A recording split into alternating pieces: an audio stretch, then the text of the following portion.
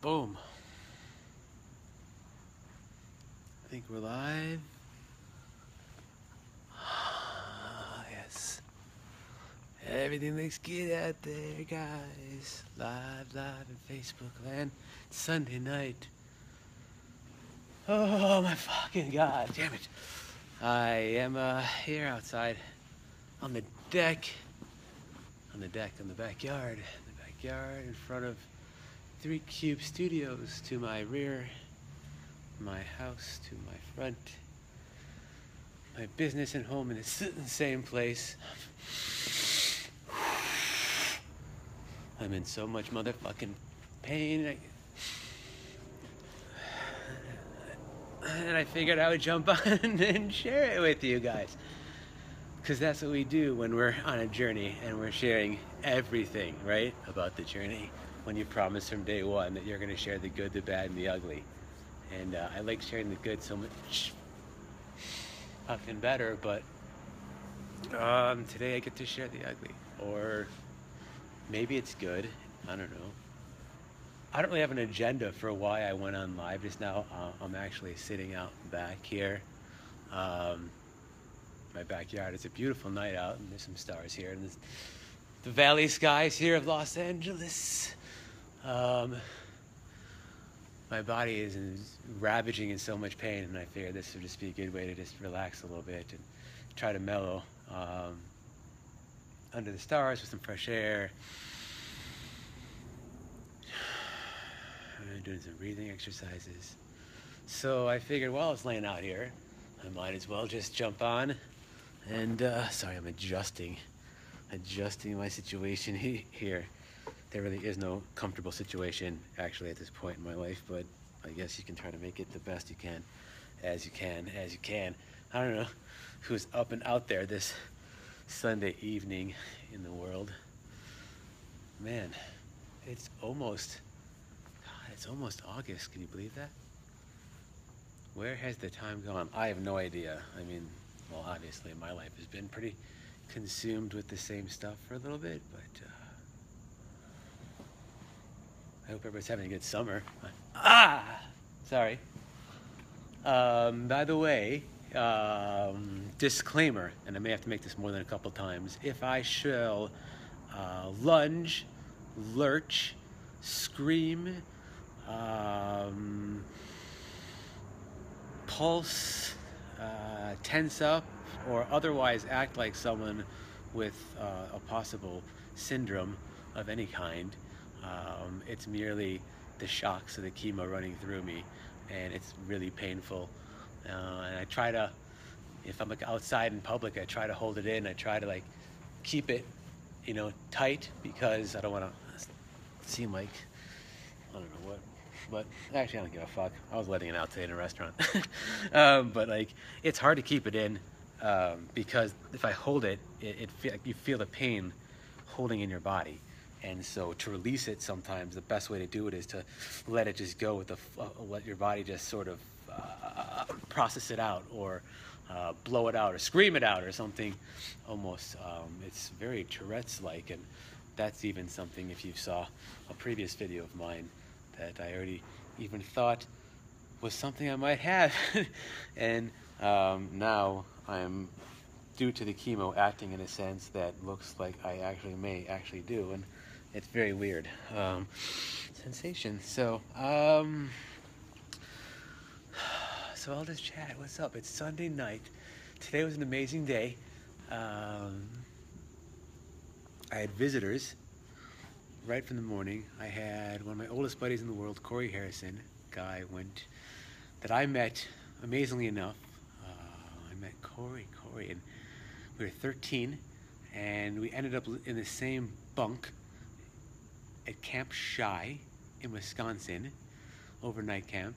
And then, oddly enough, he went to Deerfield High School, and if you saw other of my videos, you would know that I had a lot of friends in Deerfield, so we saw each other throughout, even though we were kind of in slightly different groups of friends. We see each other throughout there, and then we'd end up again we'd run into each other day one at college at Indiana University, on the 10th floor of Briscoe, and we'd be like, Justin, Corey, what? And we were floor mates, and then we ended up becoming buddies, and then we ended up joining the same fraternity.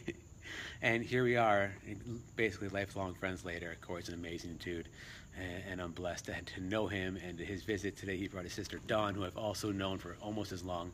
And we had an amazing time going out for lunch today and catching up on old times and seeing. That was super cool. He came up from Comic-Con just for the day, changed his plans just to see me. So Corey, that meant a lot, like super duper a lot. Thank you. So all kinds of friends today. Anyway, even saw a 3-year-old and got to play today too. So yeah, the visitors were adventurous, and it helps keeps me kind of distracted. But aside from that, I've been in pretty much a living hell for the last 48 hours. I got out of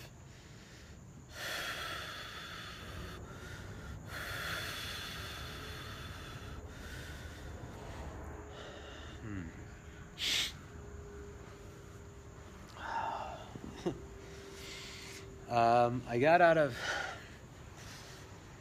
got out of the hospital on Wednesday, and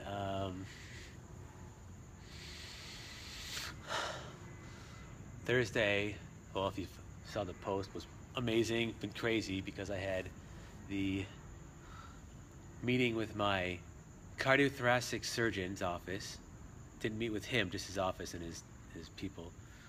My parents were in town, my wife, Mary Lou, and we went right from that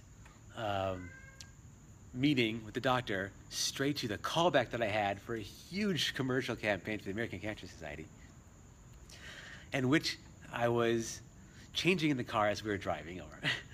Had an amazing callback session and a huge rapport with all the people involved there, which definitely is I'm positive it will lead to amazing future opportunities and endeavors and opportunities with all that.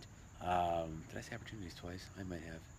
Anyways, that's my brain. Maybe I did. Maybe I said something really poetic. I'll just move on forward. But I did not book it. It issued this week, which is fine. I'm totally at peace because the person who's casting it was an amazing human being, and Jenny O'Haver, amazing human being who made this session so safe and beautiful and absolutely just such a positive experience with as hard as it was trying to go through a first round and a second round and go in there and give a callback with a room full of people, the client and the agent and the directors and everybody there, and take direction and just do it over and over. And my head was so full of chemo and just keep on point, and she created that space, and what an amazing human being, and the casting director I'll keep in my heart forever. And so I'm so happy they do those commercials. They're really cool spots, and you'll see later. I can't tell you anything about them because that's it. That's where I have to stop talking. And then I saw my oncologist and got all my lab work done, and my blood is getting better fast, so that's a good sign. There is a motherfucking horn going off. Excuse me, I'm bitching on live Facebook right now, and your horn is going off. I thought we had a PA locking it up. Thank you. Are you kidding? Someone's getting fired today. I have to find humor in everything right now because I'm so motherfucking miserable.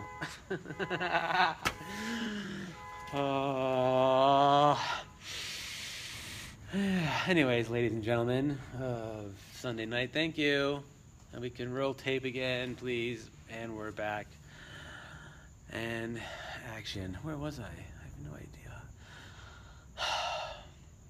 Anyway, that was Thursday. And heavy chemo, really, really, really rough on my body. And really hard to plug through the day, but we did it.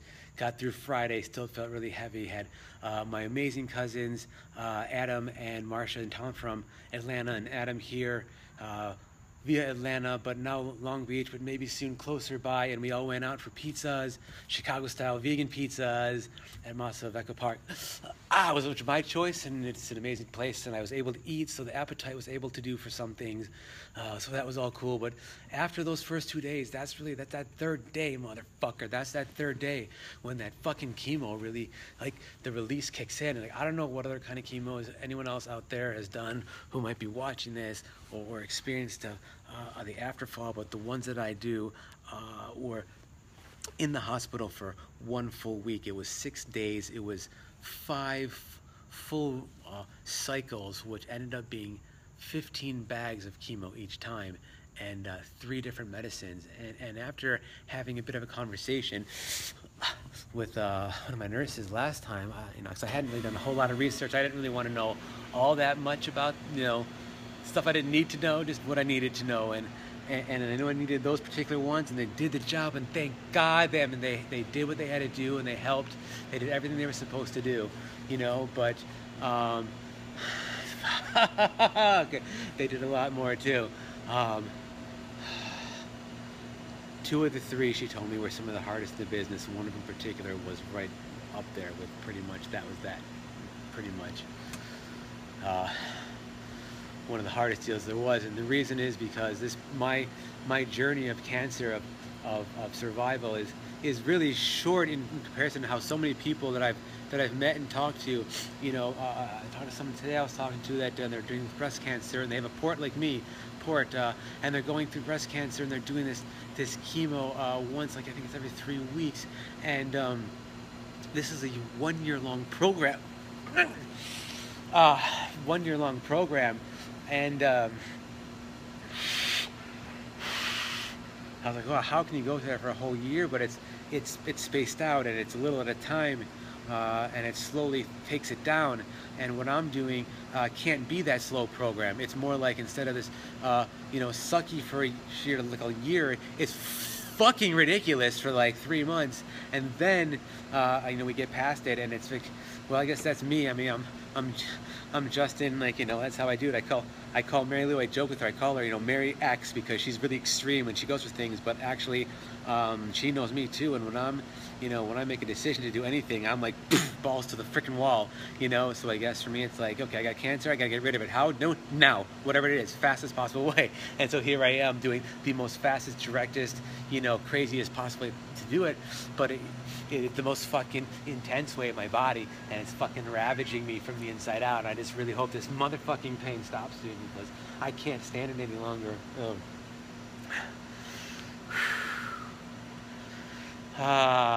So if anybody's just joining me, if you notice me doing anything weird and convulsy or Tourette's-like, it's kind of shocks from the chemo kind of throwing through my body. This is what is it? Yesterday was day 3, 4, 5. This is basically the worst days. Are basically yesterday, today, tomorrow. Well, at least in round 3, that's kind of how it was. Oh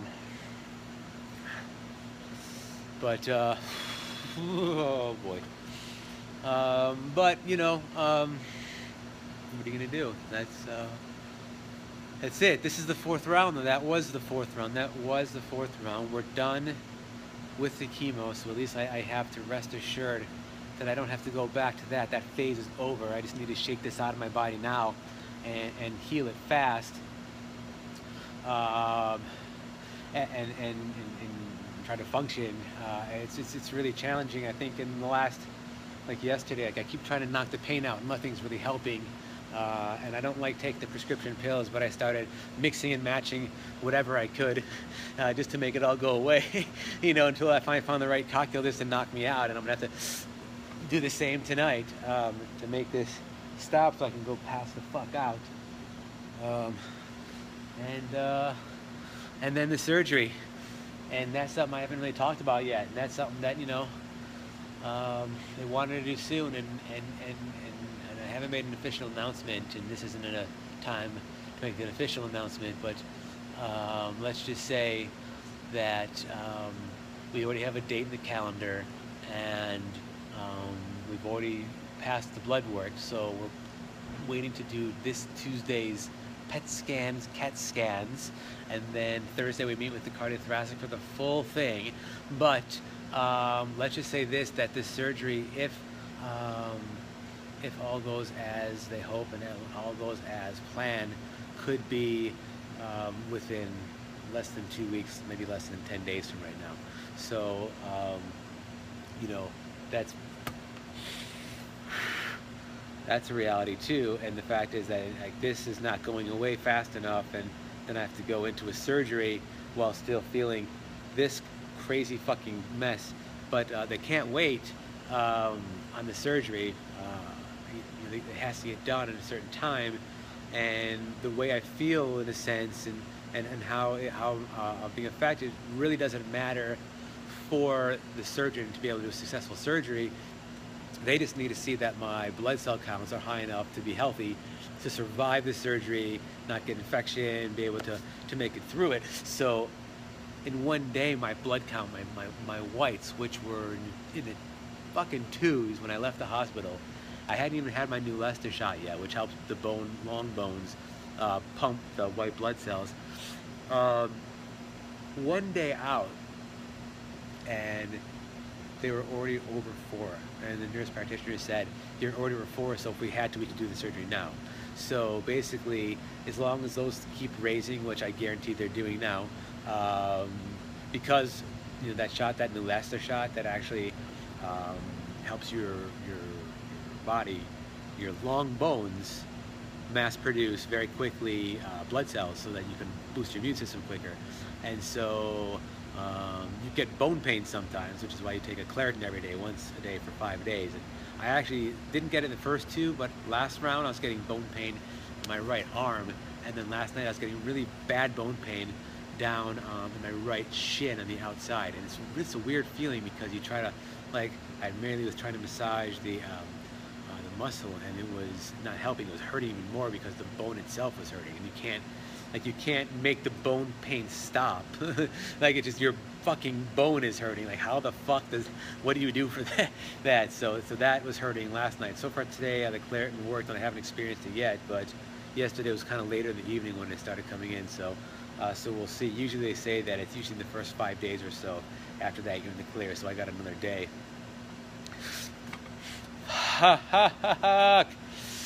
Oh boy. So we'll update you on the surgery.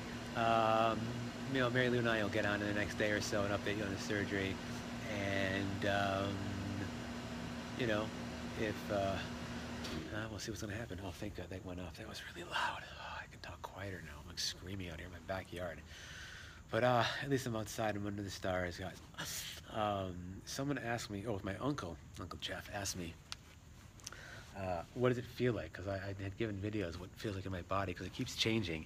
Like the sandbags around the neck, or like the, the heaviness, which I'm feeling really like just, and what am I feeling? And the first thing, finally, I had a description of one of the things that I've been feeling for the last couple rounds, and what I'm feeling right now, which is not just in my legs, but most of my body. So anybody out there, and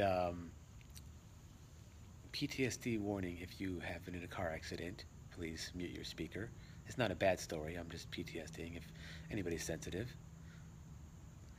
If anybody out there has been in a very close call car accident, you look up suddenly in this car and you swerve, hit the brake, boom, and it's like one of those, like, you just by the nick of the chin, like you almost like had some, like, oh, and like, like your body, your fight or flight kicked in, your body just knew what to do, and your adrenaline was boom, and your cortisol went up, and your body reacted so quickly, and you don't even know how you basically stopped that fast or swerved that fast, right? And then boom, you stopped, and it's like, and then all of a sudden that cortisol that came to do its job now had to go somewhere, and it releases, and it just kind of, I don't know, for me, it maybe, if you're the same, it just goes right down the legs, like this weird feeling. It's this uncomfortable feeling of that sort of adrenaline dripping down the legs and leaving the body, and like, it's like weird, and then it kind of goes away. And like, picture that feeling of adrenaline, but like more of a nauseously adrenaline,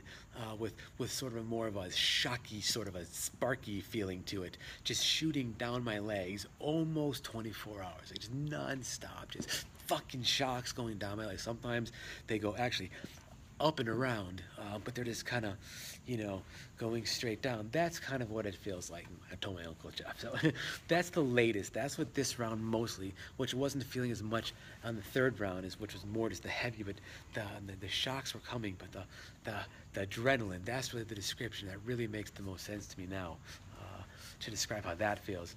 And every round has been different. Like sometimes it's nose bleeding. This first round, bad nose bleeding. Second round, none. Third round, no bad nose bleeding. Fourth round so far, none. But ear ringing has been bad consistently in both ears, and it doesn't help that I'm a drummer and I already have little hellos of tinnitus once in a while, and it comes in. It's been coming in at these pitches and blocking for a longer and longer time. So my hands were shaking really bad. They're a little bit better, so I was a little worried for a couple days, but that's fine. So I get these symptoms. I'm sure they're going to subside, and I'm not going to really worry too much about them. But right fucking now, I honestly feel like my body's in hell, and I need to, knock it the fuck out so I can just get some sleep and stop feeling like this, and hope tomorrow's a better day. And I mean, every day is a great day, but like, every day alive is a great day. God bless, but a better day as far as this goes, I don't know. We'll just take it as we go. There's certain things that I do, medicinally wise, that do help it at times temporarily. Which I'm going to do here in a few minutes, and that'll help for a few. But then I might just need to find something else from the drawer to take in a little bit to make this go away, so I can pass out. But I don't know. This has been fun talking, hasn't it? It's Sunday night, and there's some of you out there still hanging out, and I hope y'all had a wonderful weekend. And Monday tomorrow, man, surgery's going to be soon. Well, at least for this next week, I know I am home, and the meal train, if you're watching this in real time, or in at least within this week, the meal train is back up calendar-wise with dates available, and you're welcome to sign up if you're in the area and you want to come by and hang and have some food or whatever. At least this week would be good. After this week, well, there's a few dates I got to take off the calendar, actually. Thursday, got a few appointments. But aside from that, most of the times they're open. And, whew, I don't know, guys. Well, I'll tell you what. To close this out tonight, one thing I'm going to do, because I do this every day anyway, on general practice, but under the stars here sometimes, and I was doing this quite a bit when I began going through this whole process, when everything was, just getting started. I was trying to find the reason. I was trying to find, what this was, what this tumor meant, and, and I had a lot of time to ponder that during it was April like 19th when I did the CAT scan, and then it was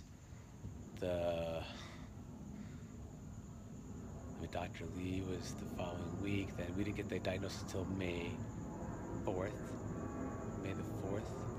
So from April 19th to May the 4th, so that couple weeks time period, all is you have something, then you have a mass, and then you have a mass that's pushing into your heart.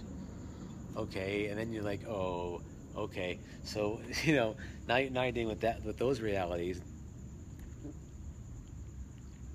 Then you're dealing with the mortality, the fact that I could have actually died of a heart attack on the football field, a month before, with the way this was doing it. you know. And then it was in those fuck, it was in those 2 weeks that I really had a lot of time to find the reason and the point of having this, and the love started to come for my tumor, the lesson, the mentor, the teacher, you know. And I was able to use several tools in my practices of spirituality and daily life, you know, to come to these. And you know, this is really where that area of being unknown is really a scary place, and that's where, you know, you really have to start making the big decisions. That's like when you don't know what the hell the diagnosis is with, you know, with your situation, you know, that's when you can, you know, you can start creating so many scenarios that can really be scary, and so many be untrue. But that's when you really have to, you know, you have to start finding the love and the strength and the acceptance. You know, the sooner you start accepting your situation, as hard as it may be when you're going through it, and you're kind of, because I was spiraling, but then I started to find acceptance. I said, well, I have to accept whatever this is. I don't know yet, but whatever it is, I have to accept it, because they're going to tell me what it is. And when they tell me, you know, what am I going to be like? It's like some surprise ending of a movie, you know, and I'm going to be like, whoa, didn't see that one coming, you know. It's like, no, I need to, you know, put myself in a place of expectation and embrace that it's there, and whatever it is, even that being the unknown. And that's a very hard place for me to stay in. And then, furthermore, staying with my tumor, just really, you know, going to a place of where I, my thing just got a little dark. There we go. With my tumor, going to a place of where I just was able to say, hey, you know what, it's okay, and we're gonna love, and we're gonna stay together, and we're gonna be a team, you know. And it was during these nights and these that I'm describing to you right now, and it was usually right around midnight or so, and I'd be out here in the backyard, and I'd walk around, and I would hold my chest, you know, and I would start healing myself, and I would be doing this throughout, and I would hold my chest. And one of the practices that sorry guys, one of the practices that we do, as many of you know, is Buddhism, Nichiren Buddhism, and you can do this on top of everything else, on top of, like I do on top of, the fuck, man, July 4th was like, you know, a while ago, on top of Judaism, on top of meditation. You know, this is a practice that we do, and it really helps me get in touch with my inner self and my inner alignment. Chanting really helps me actively meditate, and we chant to a Gohonzon usually in Nichiren Buddhism, but I also find it really peaceful and really lovely to just reach out sort of in more of a nature setting and just chant to the stars. So I'm going to leave you tonight with a couple I'm going to chant a few times slow and a few times fast, and then we'll just fade away. And with that, we'll say goodnight to each other. So I love you guys. Thank you for listening to me and for hearing me through all of my a journey of this. This was a story of just truth, but the fourth round is over, so it's at least processing this. Hopefully we don't have to do this again, and the next one of these is going to be a happier video with Mary Lou and myself, and we're going to give you some love and some song, and we're going to make life fun and talk about the next phase too, okay? So here's how we're going to do it, all right? I'm going to turn this light down. I'm going to do it like this.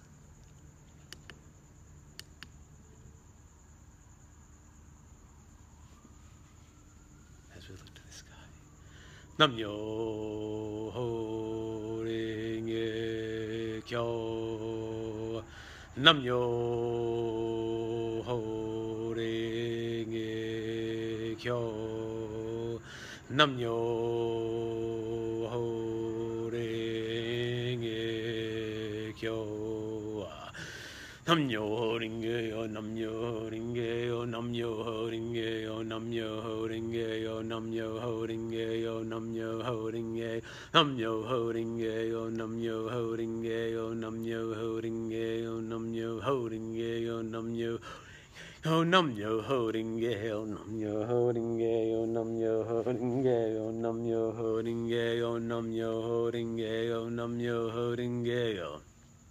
If you want to learn more about this, guys, let me know. I'll teach you about Buddhism and how to find some happiness in our center so we can create peace for ourselves and the world.